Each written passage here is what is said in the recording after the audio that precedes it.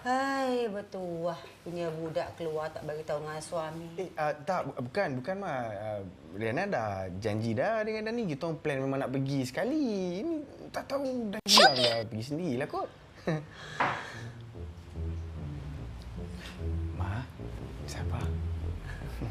Alah, Mak ingatkan si Ana ni dah berubah rupanya sama juga lagi. Kenapa, Mak?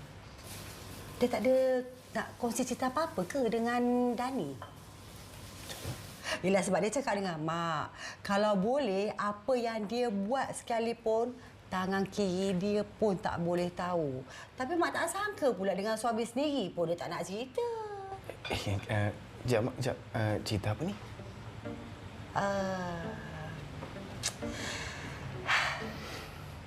Sebenarnya, Ana tu dia pergi rumah anak yatim.